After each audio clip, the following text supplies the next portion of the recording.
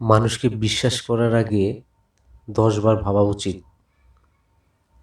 আপনি কাউকে বিশ্বাস করবেন, আপনি বিশ্বাস করে তাকে তার সাথে সম্পর্ক করবেন, আপনি বিশ্বাস করে তার সাথে লেনদেন করবেন, আপনি বিশ্বাস করে আপনার সব কিছু তাকে উজাড় করে দিবেন।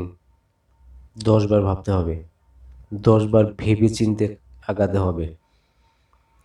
কারণ ডান হাত বাম হাতকে বিশ্বাস করে না, বাম হাত ডান হাতকে বিশ্বাস করে না। এটাই বাস্তব, এটাই বাস্তব। ডান হাত বাম হাতকে বিশ্বাস করে না, বাম হাত ডান হাতকে বিশ্বাস করে না। এটা বাস্তব।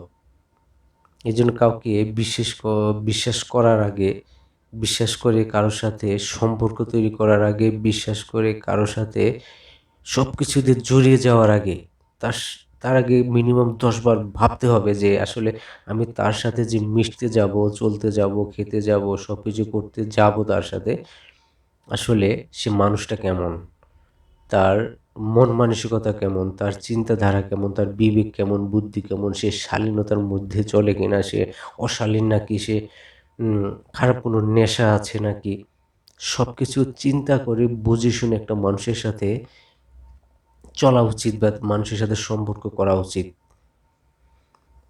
তার অনেক টাকা আছে কিন্তু মন মানসিকতা ভালো না, তার স্বভাব ভালো না, তার কথাবার্তা ভালো না, কিন্তু তার অনেক টাকা আছে।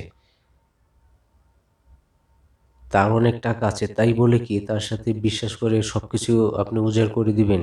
টাকা আছে, টাকা দিয়ে সবকিছু হয় না। টাকা দিয়ে সবকিছু হয় না, টাকা দিয়ে সবকিছু করা যায় না।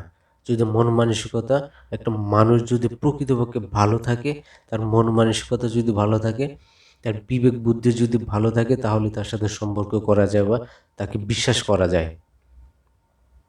বিশ্বাস অত সহজ জিনিস না ভাই, বিশ্বাস অত সহজ জিনিস না।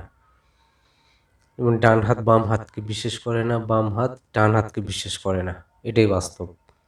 এই জন্য কাউকে বিশ্বাস করার আগে, কারোর সাথে কোনো কিছু করতে যাওয়ার আগে খুবই চিন্তা করে বুঝে শুনে আগানো উচিত। তা না হলে ধরা খেয়ে যাবেন, পুরোপুরি ধরা খেয়ে যাবেন। বিশ্বাস এত সহজ না, এত সহজ জিনিস না।